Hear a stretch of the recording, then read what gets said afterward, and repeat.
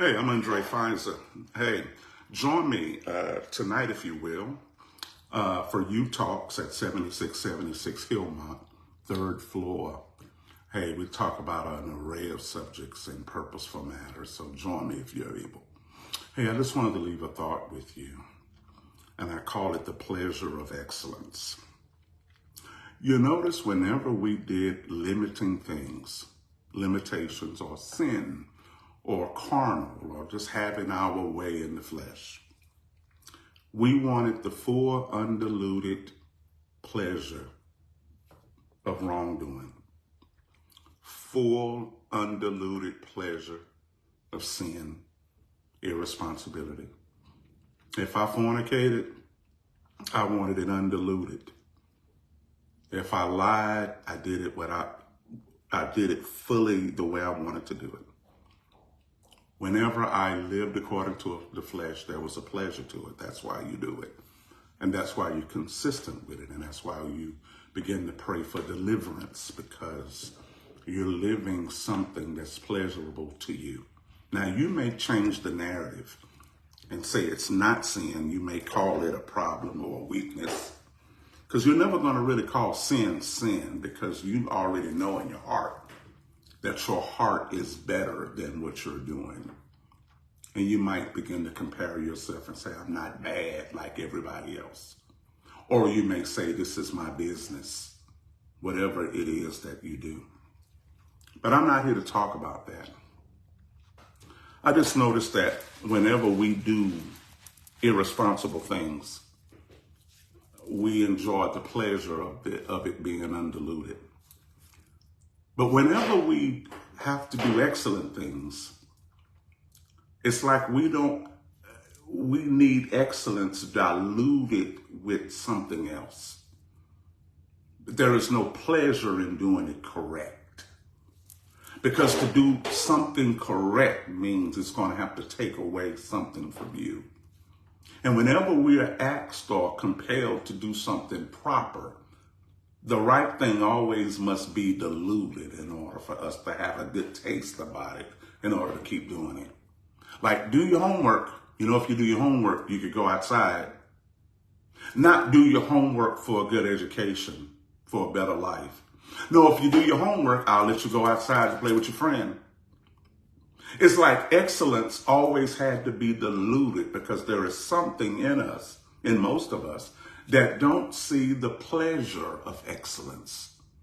Because if we saw excellence as a pleasure, we would be addicted to it. No one would have to tell you to study. No one would have to tell you to commit. No one would have to tell you anything that excellence is, that pleasure is always connected to you. We have to tell you to stop doing it. Like if you're out doing crazy things, people have to tell you, now stay out of them streets. Well, the reason you're in them streets is because you found something pleasurable to be in the streets. Get in the house. The reason they got to tell you to get in the house is because you found a pleasurable reason to stay out of the house. You found a pleasurable reason to stay out there doing crazy things. So folks have to tell you, you need to come in at a good time. You need to come in. Why? Because you're having so much fun doing nothing. But when it's time to do excellent things, why do we have to dilute it? In other words, when God says be perfect, we have to say, well, it don't mean be perfect. It means do. It's like we can't leave. We can't allow excellence to maintain its full concentrated power, because we're not going to like it. So we have to dilute it. You don't have to do it all the time. We have to dilute excellence.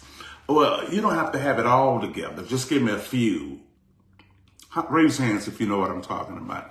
When we find the pleasure in excellence, you will be addicted to consistency. Whenever you and I find the ultimate pleasure in excellence, oh my God, they'll have to chase us out of the room. They'll have to chase you out the library. They'll have to chase you from the computer. People will have to chase you from communication, because you found excellence. You found pleasure in excellence and not delusion in excellence. Because when we have to dilute excellence, when we have to dilute it and put water in it, and we have to wash it down to get you to do a little, what do we have to, how do we motivate you just to do a little bit of it? But you notice nobody have to motivate you to do a little sin, because whatever you find pleasure in, you do it to the hilt. When it's pleasure in it, you just go out there. So I just wanted to say, have you found pleasure in excellence? Are you so addicted to doing it right that they got to chase you down? Or are you busy diluting responsibility? Because it's not the taste you really want, but you know you have to do it. So let me do a little bit to suffice. But you never think of the flesh. Let me do a little bit just to, am I making sense to you? I just had a thought. And I just wanted to share it. I don't want to hold your whole day. Have you found pleasure in excellence? Do we have to promise people a little bit of something? Because they're not going to want to do it. They're not going to want to flow with this. So you got to give people a little bit of sugar.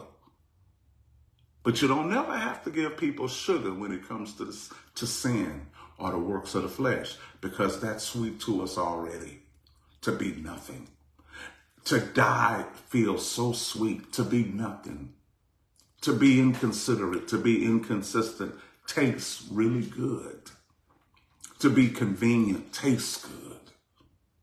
To be nothing tastes good. Does death taste that good to you? Hey, not going to hold you. Just wanted to give you a thought. Think about it. Have you recognized the pleasure in excellence? Because when you recognize the pleasure in excellence, you're addicted to it. That's all you're going to do. Jesus knew that being who he was brought pleasure to him. He was able to commit because it tastes good to him. Does your spirituality taste good to you? I'm Undrai Fizer. Just check this out. Peace.